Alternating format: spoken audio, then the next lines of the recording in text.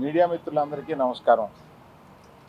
2 రోజులుగా ఇండస్ట్రీలో జరుగుతున్న విషయాలన్నీ మీకు అవగాహనలోనే ఉన్నాయి కాబట్టి, వాటి గురించి వివరంగా చెప్పకుండా నేను వాటిలో వచ్చిన కొన్ని విషయాల గురించి నేను ఇక్కడ ప్రస్తావించడానికి మిమ్మల్ని అందరినీ ఆహ్వానించాను ఇవాళ.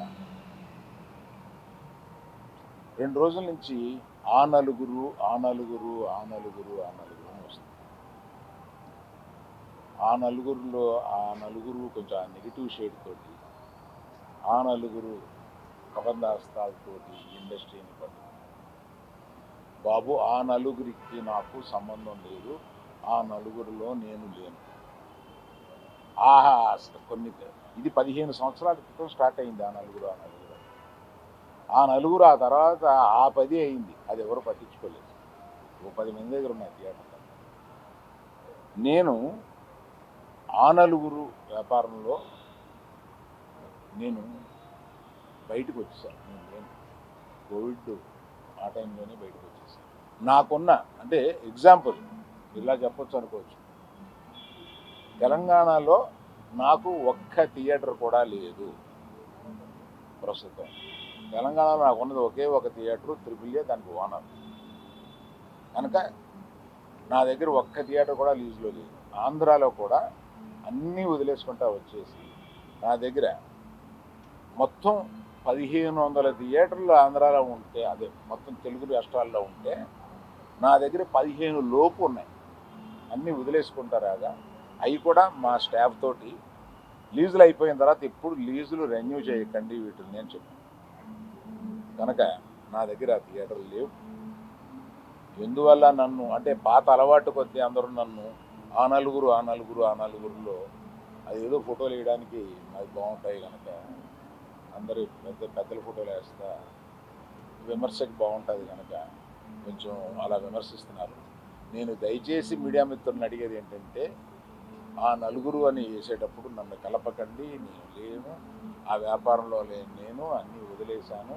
1500 థియేటర్లకి 15 మాత్రమే, 15 లోపే నా దగ్గర ఉన్నాయి. అవి కూడా త్వరలో నా దగ్గర ఉండవు, వద్దని చెప్పాను. అది ప్రథమంగా మీకు అందరికీ చెప్పడం కోసం ఈ మీటింగ్ పెట్టాను. అది కాకుండా నా వృత్తి గత 50 ఏళ్ళుగా సినిమాలు తీయడం. నేను ఆ వృత్తిని నమ్ముకుని ఉన్నాను. ఇది మధ్యలో ఉన్న చిన్న అవకాశం లాంటిది ఏదో వచ్చింది, ఇది నాకు సరిపోదు అని అనుకుని నేను బయటకు వచ్చేసాను. 1వ తారీఖు నుంచి మేము థియేటర్లు మూసేస్తాం అన్న దీని మీద ఆంధ్రప్రదేశ్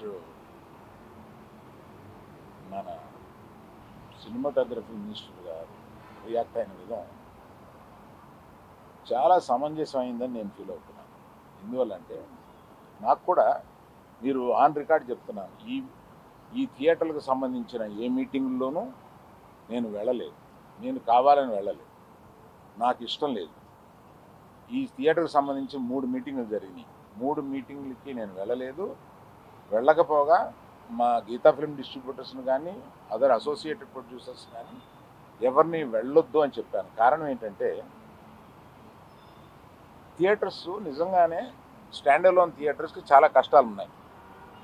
ఆ కష్టాలు ఉన్నప్పుడు అవి వచ్చి డిస్కస్ చేసుకుని ఇండస్ట్రీ పెద్దలతో, ఛాంబర్ అని ఒకటి ఉంది, గిల్డ్ అని ఉంది, వీటిని అప్రోచ్ అయ్యి అందులో డిస్కస్ చేసుకుని సమస్యలు సామరస్యంగా కుదరకపోతే అప్పుడు ప్రభుత్వానికి వెళ్ళి ప్రభుత్వం చెప్పుకుని, ఎక్కడో ఏదో కుదరక అన్నీ ఫెయిల్ అయినప్పుడు, అయితే అన్నీ ఫెయిల్ అయినాయి కనుక మేము మూసుకుంటున్నాము, 1వ తారీఖు నుంచి మేము మూసేస్తాము అని అంటున్నాను.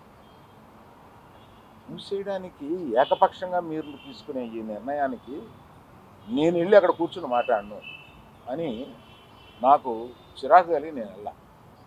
ఇది మీరు ఏమన్నా ఆ సమస్యని డిస్కస్ చేసిన తర్వాత ఒక సామరస్యమైన ఒక కంక్లూషన్ రాకపోతే చేయాల్సింది మేము మూసేస్తున్నాం. ఏమంటే పవన్ కళ్యాణ్ సినిమా రిలీజ్గా రాబోతుండగా మేము సినిమాలు మూస్తాము అనేది దుస్సాహసం చేయకూడదు. ఆ దుస్సాహసానికి మీరు ముందడుగు వేయకూడదు. అది పెద్దలు కానివ్వండి, చిన్నలు కానివ్వండి చెప్తున్నాను. ఎందుకంటే మన ఇండస్ట్రీ నుంచి ఎవరు ఏది అడిగినా హెల్ప్ చేస్తున్న మనిషి ఆయన. ఆ రోజు మేము అశ్విని దత్ గారి కోసం కొద్దిమంది కలిపి వెళ్ళాం పవన్ కళ్యాణ్ గారిని కలవడానికి. అశ్విని దత్ గారి సినిమా వస్తుంది, దానికి కాస్త రేట్స్ ఇప్పించండి అని చెప్పి అడగడానికి. అప్పుడు ఆయన హింట్ చేశారు, చంద్రబాబు నాయుడు గారిని కలిశారా మీరు, ఛాంబర్ తరఫున వచ్చి కలవండి. ఆ తర్వాత ఆ కమ్యూనికేషన్లో ఏం జరిగిందో ఏంటో ఆ తర్వాత ఎవరు దాన్ని పట్టించుకోలేదు. నేను ఒకళ్ళిద్దరితోటి ప్రస్తావిస్తే, చంద్రబాబు నాయుడు గారు మాకు తెలిసిన ఆయనే కదా, పవన్ కళ్యాణ్ గారు మాకు తెలిసిన ఆయనే కదా, మేము వెళ్ళి పని చేయించుకుంటున్నాం అన్నారే తప్ప ఛాంబర్ వారు కానీ ఏ సంస్థ కానీ వెళ్ళి అఫీషియల్గా మనం అందరం వెళ్ళి కలిసి కష్టం వచ్చినప్పుడు కలవడం వేరండి. కష్టం వచ్చినప్పుడు ఇప్పుడు మనం అసలు ప్రభుత్వం వచ్చిన తర్వాత వెళ్ళి మనం కలవాలి కదా, కలవాలి. పవన్ కళ్యాణ్ గారు హింట్ చేసినా కూడా అది జరగలేదు. నిన్న ఎవరో మాట్లాడుతూ, మాది ప్రైవేట్ వ్యాపారం, ప్రభుత్వానికి సంబంధం ఏముంది, ప్రభుత్వానికి సంబంధం లేదు, నేను కరెక్ట్గా చెప్పలేనది, ఆ అర్థం వచ్చేటట్టు మాట్లాడారు. ఏమండి, ప్రభుత్వానికే సంబంధం లేకపోతే 2 సంవత్సరాల క్రితం పెద్ద వాళ్ళందరూ ఇక్కడి నుంచి కదిలిళ్ళి గత చీఫ్ మినిస్టర్ని ఎందుకు కలిశారండి? ప్రభుత్వానికి సంబంధం లేకపోతే. ఏ వ్యాపారం అయినా సవ్యంగా చేసుకోవాలంటే ప్రభుత్వంతో సహకారం లేకుండా అది జరగదు. అటువంటిది ప్రభుత్వంతో సంబంధం ఉంది, మాది ప్రైవేట్ వ్యాపారం, ఇది సరికాదు.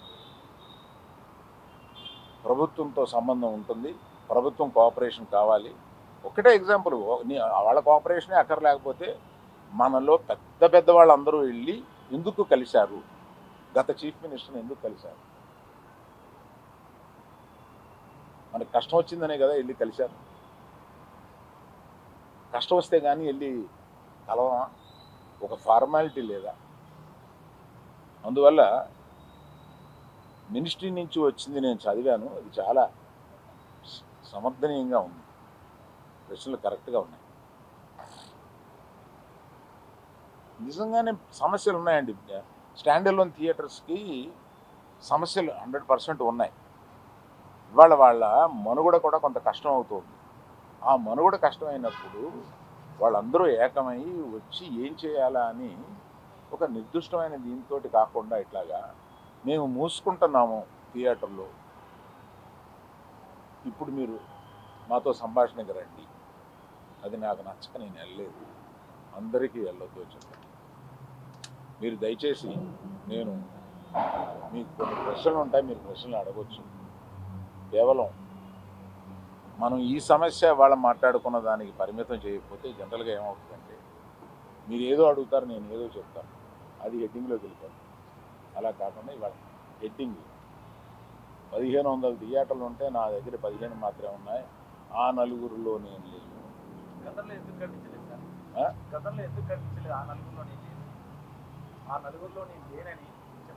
ప్రశ్నలకు వచ్చామా? అది అయిపోయింది, ఆపేశారా? మీరు ఆపేశారా?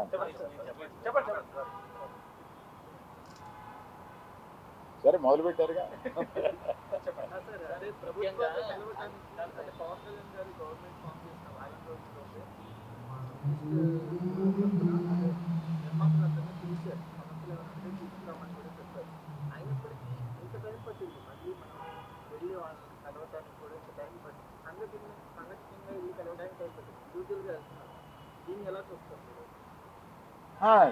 ఛాంబర్ ముందుకు రావాలండి. నేను ఛాంబర్ ఏ పొజిషన్ తీసుకోను. నేను ఎప్పుడన్నా ముఖ్యమైన సంఘటనలు ఇలాంటివి ఎప్పుడన్నా ఉన్నప్పుడు వాళ్ళు పిలుస్తూ ఉంటాను. నేను వెళ్ళి పెద్దగా నేను చెప్పాల్సింది చెప్పేసి వచ్చేస్తూ ఉంటాను. నేను రెగ్యులర్గా జరిగే ఛాంబర్ మీటింగ్స్కి అది వెళ్ళను. నిన్న అంటే కావాలని నిన్న పిలిచారు.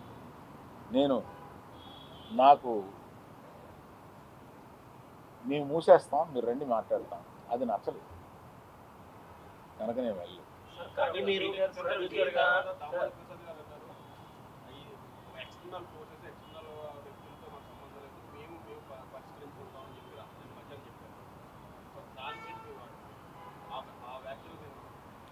అంటే మాలో మేము పరిష్కరించుకుంటాం అన్నది ఏంటంటే, నిర్మాత, డిస్ట్రిబ్యూటరు, ఎగ్జిబిటరు మధ్యలో సమస్యలు ఉంటే మేము పరిష్కరించుకుంటాం అని అనుకుంటారు అని అనుకుంటున్నాను. సార్ ఇండస్ట్రీకి ఇంత ఇంపాక్ట్ చేసే ఒక సమస్య వచ్చినప్పుడు మాట్లాడకపోవడం కూడా, మీరు నిజంగానే మీకు నచ్చలేదని చెప్పారు, మాట్లాడటం కూడా అంటే అల్లు అరవింద్ గారు లాంటి పెద్ద వ్యక్తి, ఇందులో ఇన్ని సంవత్సరాల జర్నీ ఉంది మీకు, మీరు మాట్లాడకపోవడం కూడా ఇబ్బందే కదా. అవునండి, అందుకని మీరు చెప్పాల్సింది కదా. అవునండి, ఒక్క ఎగ్జిబిటర్స్ చెప్పకుండా టోటల్గా ఆంధ్రప్రదేశ్ తెలంగాణకి చెబుదామని వచ్చాను ఇక్కడికి. అంటే ఈ సమస్య అయిపోయాక వచ్చారు మీరు? లేదు, అవలా ముందు చెప్పాలి కదా.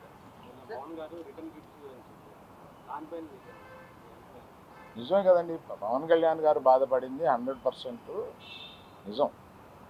ఆయన సినిమా వస్తుంటే మేము థియేటర్ మూసేస్తాం అని అంటే ఆయన బెదిరిస్తున్నారా? 3 బాడీస్ ఉండగా ఏ ఇండివిజువల్ వచ్చి తీసుకోవాలి, బాడీస్ తీసుకోవాలి. నేను కూడా వీటిలో యాక్టివ్గా లేను, కానీ నా సపోర్ట్ ఎక్కువ నాకు ఉంటుంది. ఏదైనా సమస్య వచ్చినప్పుడు నేను వెళ్తూ ఉంటాను, సపోర్టు నన్ను అడుగుతూ ఉంటారు. నా అభిప్రాయం వాళ్ళు నన్ను నిర్లక్ష్యం చేస్తారని కాదు, తప్పకుండా పెద్ద సమస్య వచ్చినప్పుడల్లా నన్ను పిలిచి మాట్లాడుతూ ఉంటాను. సార్ మీరు ఈ సమస్య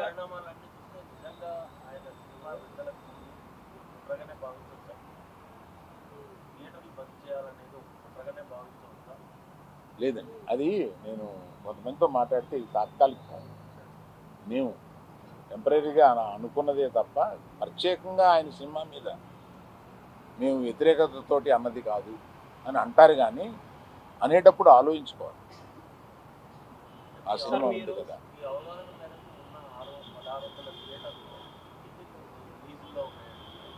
సరైన లెక్క నా దగ్గర లేదు, మెజారిటీ లేవండి, మెజారిటీ ఇండివిజువల్స్ దగ్గరే ఉన్నాయి. ఇది చాలామంది అనుకుంటారు, ఇందులో ఈ 1500లో ఒక కనీసం 500, 600, 700, 800 వీళ్ళ దగ్గర ఉన్నాయేమో అని. అలా లేవండి, చాలామంది ఇండిపెండెంట్ దగ్గర.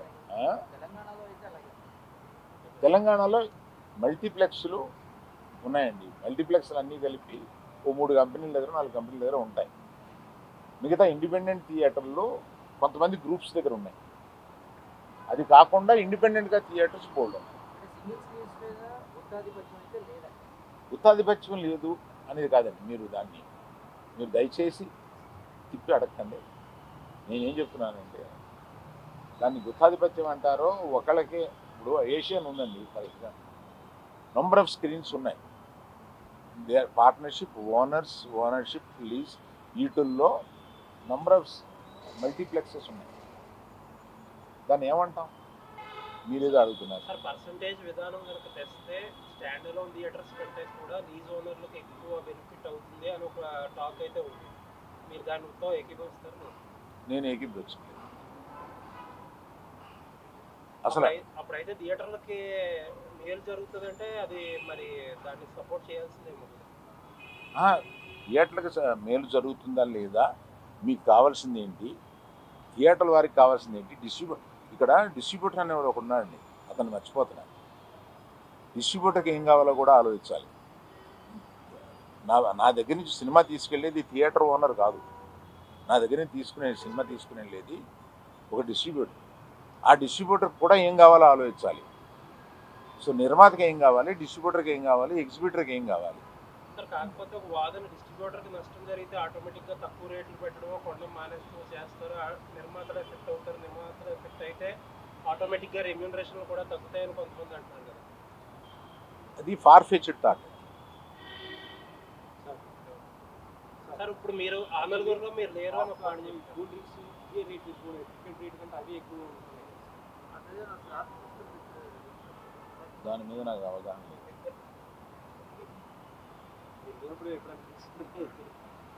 మీరు ఆల్రౌండరు, పర్సంటేజ్ విధానం ఎంతవరకు కరెక్ట్ అంటారు? ప్రొడ్యూసర్ ప్లస్ ఎగ్జిబిటర్ డిస్ట్రిబ్యూటర్ అన్ని అదే ఛాంబర్ వారు సీరియస్గా డిస్కస్ చేస్తున్నారు కదా, ఒక నిర్ణయంలో వచ్చిన తర్వాత నేను చెప్పాలి. ఏమండి, తెలుగులో మాత్రమే ఎందుకు గొప్ప సినిమాలు వస్తున్నాయి? దీనికి ఒక కారణం చెప్పగలం.